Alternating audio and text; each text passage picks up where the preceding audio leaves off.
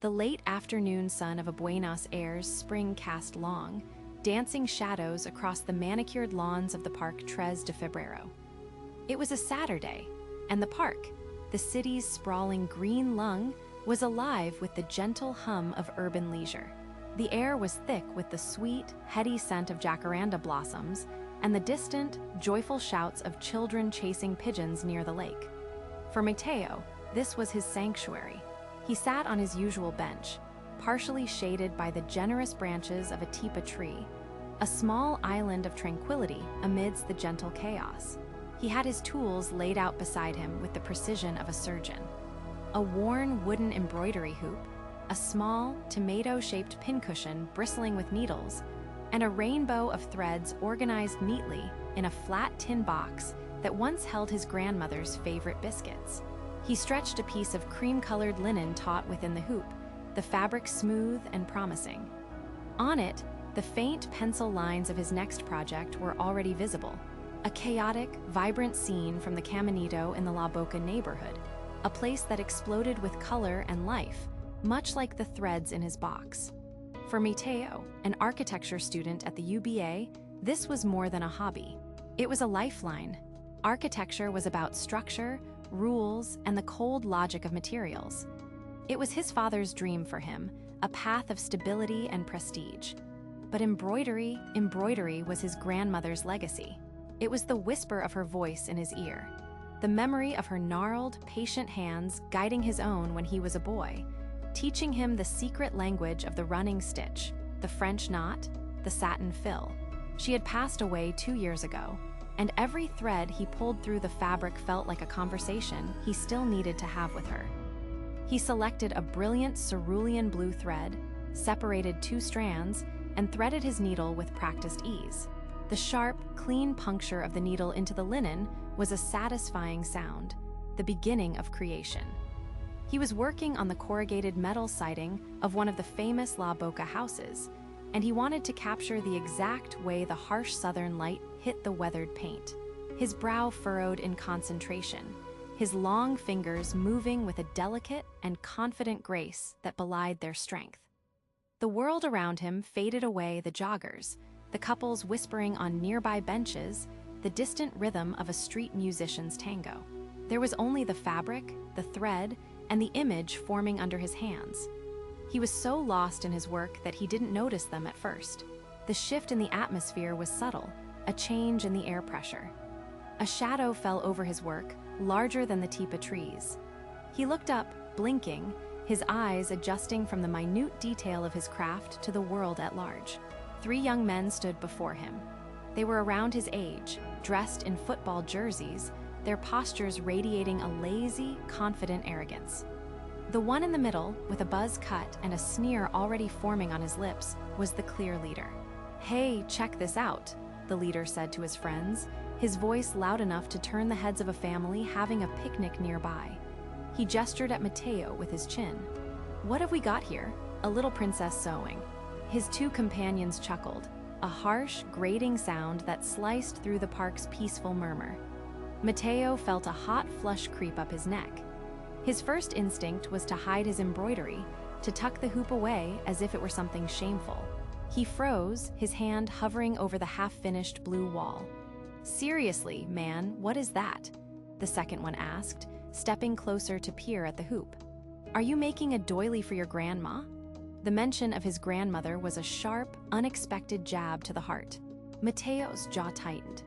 He tried to remain impassive, to stare back at them with a neutrality that would offer them no purchase, no reaction to feed on. He said nothing, hoping his silence would be a shield. It wasn't. "Nah, look at him," the leader scoffed, circling the bench like a predator. "He's got the whole kit. Look at all the pretty colors. You knit your own sweaters too, sweetheart." The word "sweetheart" was laced with venom. Mateo's hands, which had been so steady and precise moments before, now trembled slightly. He curled them into fists at his sides, the needles still clutched in his right hand. He wanted to say something to defend himself, to tell them that this was art, that it took skill, that it was a connection to someone he loved. But the words were trapped in his throat, choked by a sudden, overwhelming wave of humiliation. Then, The third man, who had been silent until now, pulled out his phone. The small red light of the recording function blinked on, a malevolent eye capturing Mateo's shame. "Let's get a video of the artist," he snickered.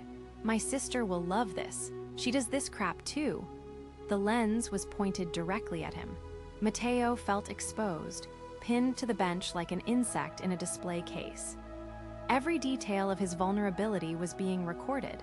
The blush on his cheeks, the tremor in his hands, the beautiful, intricate work in his lap that they had twisted into a symbol of weakness. He felt a desperate urge to run, to disappear, but his legs felt like lead. He could only sit there, enduring the laughter and the quiet, damning judgment of the camera. "Smile for the camera, princess," the leader taunted, leaning in close. Mateo could smell the stale beer on his breath. After what felt like an eternity, but was probably no more than a minute, they seemed to grow bored. Their well of insults ran dry, and with a final, dismissive laugh, they ambled off, presumably in search of some other, more exciting target for their casual cruelty. The leader gave him a parting shot over his shoulder. "Don't prick your finger." As they disappeared into the crowd, the ambient sounds of the park rushed back in, but they sounded different now, distant and mocking. The sun felt harsh on his skin. Mateo stared down at his embroidery, but the vibrant colors now seemed dull, the careful stitches a source of deep embarrassment. He slowly placed the hoop face down on the bench. The joy was gone, replaced by a cold, hollow ache in his chest. He just wanted to pack his things and go home, maybe put the tin box away in the back of his closet and never look at it again. He was fumbling with the clasp of the box when a new voice, soft and hesitant, spoke from beside him. "Excuse me." He looked up, expecting more ridicule. A young woman stood there, a professional-looking camera hanging from a strap around her neck. She had kind, curious eyes and a thoughtful expression. She wasn't looking at him with pity, but at the embroidery hoop he had just set down. "I'm sorry, I saw what happened," she said quietly. "Those guys are idiots." Mateo just nodded, unable to form a reply. He started to gather his threads, his movements clumsy. Can I see it?" she asked, pointing to the hoop. From over there, it looked incredible. He hesitated. Part of him wanted to say no, to shield his work from any more judgment. But something in her genuine tone made him pause. Slowly, he picked up the hoop and turned it over, revealing the half-finished image of La Boca. She leaned in, her eyes widening in sincere appreciation. "Wow," she breathed. "The detail is amazing. The way you've captured the light on the metal, that's not just stitching. That's painting with thread." Her words were a balm on a fresh wound. She saw it. She saw the art, the skill, the intention. She hadn't seen a princess sewing. She had seen an artist at work. A small, fragile seed of pride began to push its way through the thick soil of his shame. "It's for my grandmother," he heard himself say, the words raspy. She smiled, a small, genuine smile that reached her eyes. She would be very proud. "My name is Sophia, by the way." He looked from his embroidery to her face, a stranger who had offered him a lifeline without even knowing it. The ache in his chest didn't disappear, but it lessened, making room for something new, something hopeful. "Mateo," he replied, his voice a little stronger now. "My name is Mateo." The video appeared online less than 24 hours after the incident. It was crudely edited, set to mocking circus music, and titled, "Grandma Boy Sews in the Park." For Mateo, discovering it felt like a physical blow, the humiliation of that afternoon replaying on a loop for the entire world to see. He sat in the quiet of his small apartment, the glow of his laptop screen illuminating his face as he scrolled through the comments. They were a torrent of digital bile. What a loser. Is he making a doily for his boyfriend? Real men don't play with needles. Each word was a tiny pinprick against his already raw confidence. He was about to slam the laptop shut, to retreat into the shadows they had cast for him, when he noticed a different kind of comment beginning to surface. At first, it was a trickle. "Leave him alone, he's not hurting anyone." Then, more began to appear. "Honestly, that takes skill. I wish I had that kind of patience." A few users, identifying as embroiderers themselves, defended the craft, praising the visible precision in the blurry video. It was a strange, disorienting battle being waged in a comments section about him. He felt exposed and defended all at once, his shame warring with a fragile, burgeoning sense of validation from complete strangers. Across town, in her sun-drenched apartment filled with developing trays and photography books, Sophia saw the video. A friend had shared it, knowing she frequented that park. Her initial shock quickly hardened into a cold, focused anger. She recognized Mateo instantly. She saw not the caricature the bullies had created, but the quiet artist she had met. She saw his hands, the graceful and certain way they moved. She saw the intricate work he was creating, now reduced to a punchline. They hadn't just mocked a person, they had tried to desecrate an act of creation. In that moment, a decision formed in her mind, as clear and sharp as a photograph coming into focus. She wouldn't just add another supportive comment to the digital noise. She would create a counter-narrative. She would use her lens to show the world what she had seen, not a joke, but an artist. Finding Mateo wasn't hard, his university email was public. Her message was simple and direct. I saw the video, it's disgusting. What they tried to mock is beautiful. I want to photograph you, I want to photograph your art, properly. Mateo read her email 3 times. The word beautiful resonated in the silence of his room, a powerful antidote to the poison he'd been absorbing. He agreed. Sophia arrived at his apartment a few days later. The space was a testament to his passion. Hoops of varying sizes hung on the walls, displaying vibrant, geometric patterns that echoed the lines of buildings, the fractals of a leaf, the ripple of water. Spools of thread were arranged in a color gradient that would make a painter envious. It was a sanctuary of texture and color. She didn't speak at first, just walked around, her photographer's eye taking in the light, the composition of the room, the story it told. "This is your world," she said, her voice soft with reverence. "May I capture it?" For the next week, they worked. Sophia never asked him to pose. Instead, she became a silent observer. Her camera clicked as Mateo sketched a new design, his architect's hand drafting lines that would soon be rendered in silk. She captured the intense focus in his eyes as he selected colors, the way his brow furrowed in concentration. Her most powerful shots were of his hands, strong, capable hands guiding a tiny needle through taut fabric, transforming a simple thread into a line of pure, deliberate color. She photographed his finished pieces against the rough concrete of his balcony, the soft linen of his couch, highlighting the contrast in textures. Through her lens, Mateo began to see himself not as a man hiding a shameful hobby, but as a creator in his element. Sophia curated a series of 10 black and white photographs. She titled the collection El Arquitecto de Hilos, the Architect of Threads. She posted it on her professional Instagram page and submitted it to a popular online arts and culture magazine based in Buenos Aires. Her caption was a quiet manifesto. Art has no gender. Passion has no rules. Skill has no stereotype. This is Mateo, an architect of threads, building worlds with a needle and his heart. This is the story a camera phone and cheap music tried to erase. It didn't go viral like the video of his humiliation. It did something better. It smoldered. The magazine featured the series on its homepage. The post was shared by designers, gallery owners, textile artists, and people who were simply moved by the raw honesty of the images and the beauty of Mateo's work.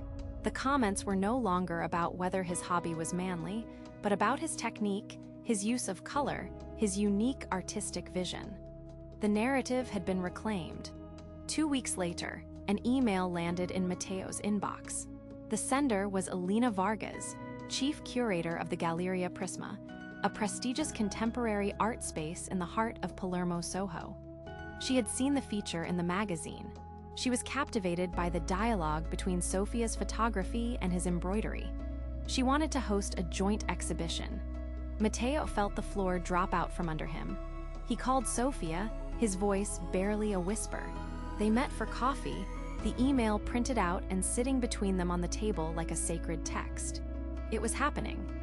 The thing he did in quiet parks, the craft he had inherited from his grandmother, the passion he had almost abandoned in a moment of shame, was going to be on the walls of a famous gallery. Opening night was a blur of muted chatter, clinking glasses, and warm, focused gallery lighting. The space was pristine, the white walls making the colors in Matteo's work seem to vibrate with life. His pieces, now professionally framed, looked like paintings from a distance. But as viewers drew closer, they would gasp softly, realizing the images were woven from thousands of individual stitches. Beside each of his works hung one of Sofia's corresponding photographs, capturing the soul of the process. The joint exhibition, also titled El Arquitecto de Hilos, was a conversation between two artists, between two mediums, between vulnerability and strength. Matteo walked through the crowd, feeling strangely anonymous and utterly seen at the same time. He watched a well-dressed older couple lean in, marveling at the piece he'd been working on in the park that day. "Look at the precision," the man said to his wife. "It's like architectural drafting, but with warmth." His parents were there, his father's hand on his shoulder, his mother's eyes shining with a pride that was deeper than any he'd seen from her before. They finally understood. This wasn't just a hobby, it was a part of his soul. He scanned the room, a fleeting, foolish part of him half expecting to see the faces of the young men from the park. But they weren't there. And he realized, with a profound sense of peace, that it didn't matter. Their judgment, which had once felt like a spotlight of shame, was now just a forgotten shadow in a brilliantly lit room. They were a footnote in a story he was now writing himself. Later, as the crowd thinned, he stood with Sofia in front of a large piece depicting the intricate ironwork of a balcony in San Telmo. The gallery was quiet now, the air filled with the silent, potent energy of fulfilled dreams. "So," Sofia said, her smile gentle, "how does it feel?" Matteo looked from the artwork on the wall to his own hands, then back to her. He thought of his grandmother, of the feel of thread, of the shame in the park, and of the unyielding belief in Sofia's eyes. He didn't have a grand speech. He had something simpler, something truer. "I feel," he said, his voice steady and clear, "like I'm finally home."